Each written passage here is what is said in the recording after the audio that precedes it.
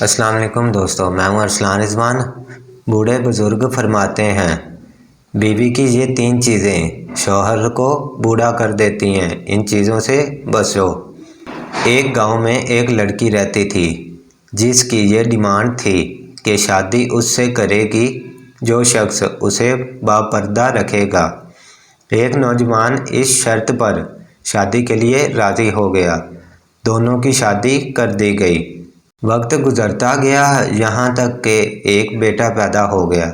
ایک دن شوہر نے بیوی سے کہا، میں سارا دن کھیتوں میں کام کرتا ہوں، کھانا کھانے کے لیے مجھے گھر آنا پڑتا ہے، جس سے میرا بہت زیادہ وقت ضائع ہوتا ہے۔ کل سے تم مجھے کھانا کھیتوں میں ہی لا دیا کرنا۔ بیوی اس کے لیے راضی ہو گئی۔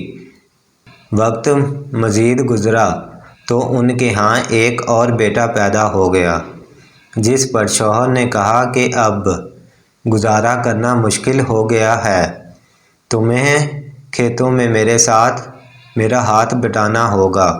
بیوی اس بات کے لیے بھی راضی ہو گئی، لیکن وہ دل سے خوش نہیں تھی کیونکہ اب وہ بے پردگی تک پہنچ گئی تھی، یہاں تک کہ تیسرے بیٹے کی پیدائش پر اس کا شوہر اسے مکمل بے پردگی تک لے آیا تھا۔ وقت گزر گیا، اولاد بڑی ہو گئی۔ ایک دن یوں ہی بیٹھے شوہر ہنسنے لگا۔ بیوی نے پوچھا، کیا بات ہے، کیوں ہنس رہے ہو؟ تو شوہر کہنے لگا کہ تم تو بہت پردہ کرتی تھی، آخر کار تیرا پردہ ختم ہو گیا۔ کیا فرق پڑا تجھے؟ پردے سے بے پردگی بھی تو ویسے ہی گزر رہی ہے۔ بیوی نے کہا کہ تم ساتھ والے کمرے میں چھپ کر بیٹھ جاؤ، میں تمہیں پردے اور بے پردگی کا فرق سمجھاتی ہوں۔ شوہر نے کہا، ٹھیک ہے، اور وہ کمرے میں چھپ کر بیٹھ گیا۔ بیوی نے اپنے بال بکھیرے اور رونا پیٹنا شروع کر دیا۔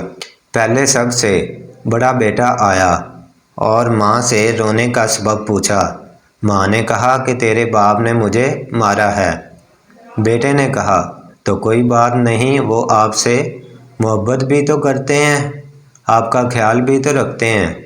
اس نے ماں کو سمجھایا اور چلا گیا۔ بیوی پھر سے رونے کی ایکٹنگ کرنے لگی اور اب دوسرا بیٹا آیا، اسے بتانے لگی کہ تیرے باپ نے مجھے مارا ہے۔ بیٹے کو غصہ آ گیا، اس نے باپ کو برا بھلا کہا اور ماں کو سمجھا کر چلا گیا۔ اب تیسرا بیٹا گھر میں داخل ہوا تو بیوی پھر سے رونے لگی۔ چھوٹے بیٹے کے پوچھنے پر اس نے بتایا کہ تیرے باپ نے مجھے مارا ہے۔ یہ سنتے ہی وہ غصے میں آگ بگولا ہو گیا اور اونچی آواز میں گالیاں دیتے ہوئے ڈنڈا اٹھا لیا اور کہنے لگا کہ ابھی باپ کی خبر لیتا ہوں۔ اتنی ہی دیر میں بیوی اٹھ کھڑی ہوئی اور اپنے شوہر کو آواز دے کر باہر بلایا۔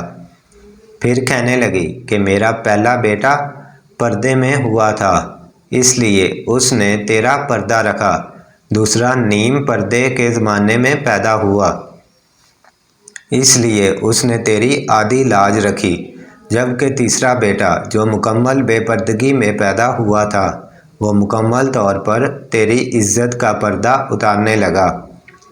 سبق یہ ہے کہ پردہ عورت کا فطرتی تقاضا ہے اور جو اللہ تعالیٰ کی طرف سے حکم بھی ہے، جس کی بے شمار حکمتیں خالق ہی جانتا ہے۔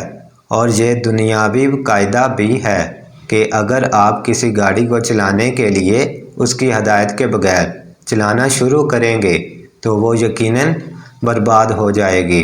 بات ہے تو کڑوی لیکن ہے سچی کہ ایک مرد کی غیرت کا اندازہ اس کی عورت کے لباس سے اور پردے سے لگایا جا سکتا ہے۔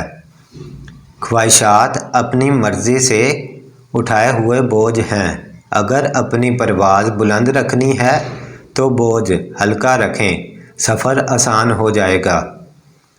اگر دل دکھانے پر بھی کوئی شخص آپ سے شکایت نہ کرے تو اس شخص سے زیادہ محبت آپ سے کوئی نہیں کر سکتا۔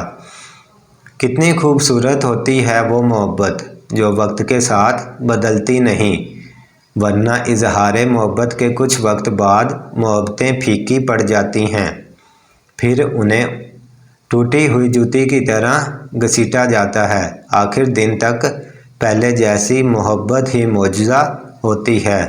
بزرگ کہتے ہیں کہ بیوی کا غیر مناسب رویہ، نمبر 2 بد زبانی، اور نمبر 3 شوہر کو اس کا مقام نہ دینا شوہر کو جلد بوڑھا کر دیتا ہے۔ کوئی مکمل کسی دوسرے جیسا نہیں بن سکتا اور بدلنا ضروری بھی نہیں ہے۔ ایک دوسرے کو سمجھنا ضروری ہے، ایک دوسرے کا احترام ضروری ہے، محبت ضروری ہے، اور سب سے بڑھ کر اعتماد ضروری ہے۔ جس مرد کو سچی محبت ہوگی وہ اس عورت کا ساتھ کبھی نہیں چھوڑے گا، اگر چھوڑے گا تو مر جائے گا۔